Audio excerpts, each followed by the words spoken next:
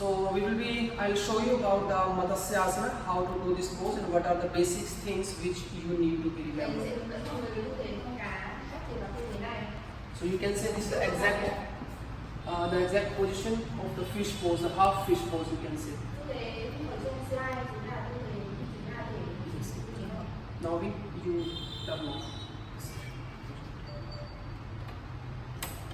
Yes. So first I will show you the very easy technique to do the fish pose. Đầu tiên mình sẽ hướng dẫn mọi người cách cơ bản nhất để làm tư thế con cá. Lying in the relaxing position like same in the Shavasana. Chúng ta sẽ nằm ở tư thế thư giãn giống như tư thế sắp xếp. And you have to be use your hand same like you are doing in the wheel pose. Chúng ta sẽ vòng tay qua vai giống như cách mình làm tư thế bánh xe. Your palm should be inside, elbow should be a bit closer. Lòng bàn tay chúng ta sẽ hướng ra sang đằng trong và hai bàn tay sẽ khép lại. Using your arm strength and just try to lift up your upper body Chúng ta dùng sức ở tay và cố gắng đẩy phần thân trên của cơ thể lên. and drop the head down first. Sau đó hạ đầu xuống. So after that it will be depend on your flexibility, how much you have a opening in your upper back especially. Sau đó đến đây thì nó sẽ tùy theo độ chiều dài của người lưng của họ đã mở đến đâu. So with the support of your arms, take the support from your arms and keep put your head more inside. Rồi mình sẽ chống tay, dùng một cái tay để cố gắng đẩy đầu vào sâu phía trong nhiều hơn. The more your head keep inside, the more your chest will be lifting up. Đầu mình đẩy vào trong càng nhiều thì mình đẩy lên càng cao. Đây là mình ra độ chiều dài của người. The more your chest will be lifting up, so it will affect more on your upper back opening, your lungs opening and your shoulder opening. Và phần ngực của chúng ta đẩy lên cao thì nó đồng nghĩa với việc là phần phổi của mình sẽ được mở ra nhiều hơn. Phần ngực trên sẽ được mở ra nhiều hơn. Initially you can take the support with the arms, easier. Stay. This practice first. Okay, you relax first. Come Bắt đầu back. mình sẽ Sit, mình relax. sẽ dùng tay chống để đẩy người lên như là cách đơn giản. Turn your head left and right. Xoay đầu sang trái. Because this posture is very much effect for your neck. Tư thế này tác động rất sâu vào phần cổ. Okay, now do again. Second technique can be you can use the same position, the same technique as we did in the beginning.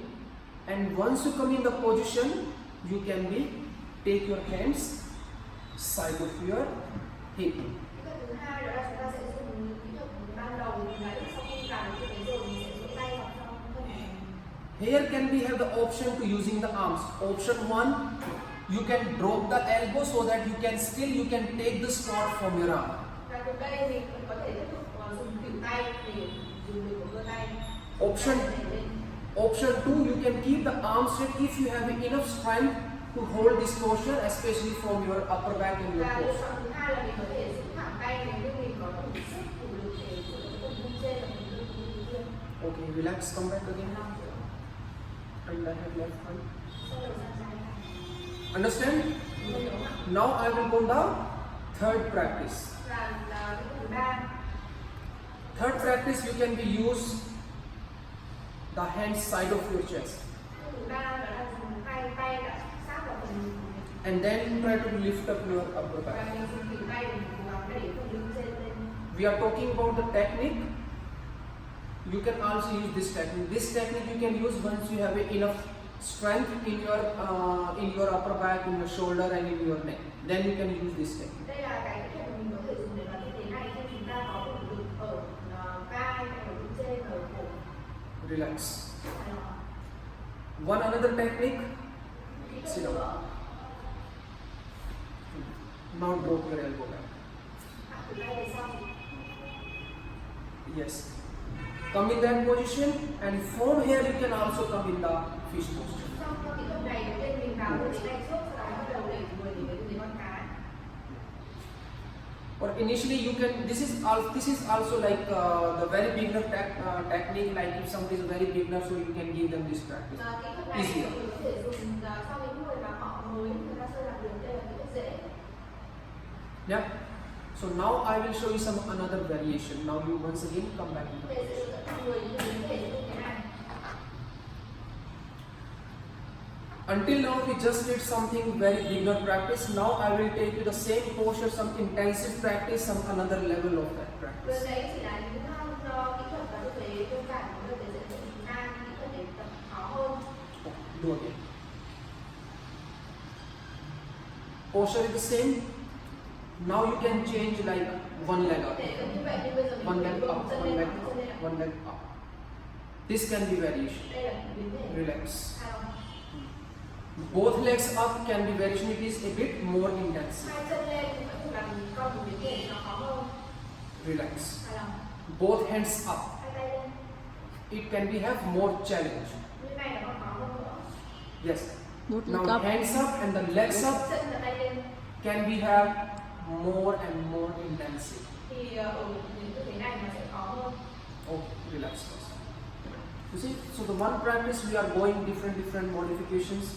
We are going the different techniques, and we are going some different variations. Vậy thì trong từng một tư thế thì mình có rất là nhiều kỹ thuật và những phương khác nhau, điều chỉnh khác nhau và cả những biến thể khác nhau.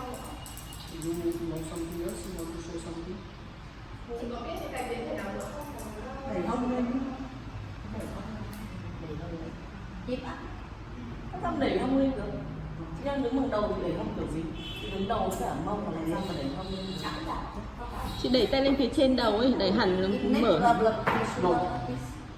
If have the neck problem, so she show in the beginning, just Nhưng ai bị đau Yes. cổ, đau cổ dưới bởi Like vì here. vậy thôi. or you Và can người có thể dùng do thêm that. cách That's để it. cho Enough. vùng mình thư giãn. Because if you are giving the because during the neck problem, so this practice you need to be avoided. Tại vì tư thế này mình dùng cổ rất là nhiều, tức là những người đau cổ thì mình sẽ tránh tư thế này. Yeah. Any question? Câu hỏi nào mà Any question?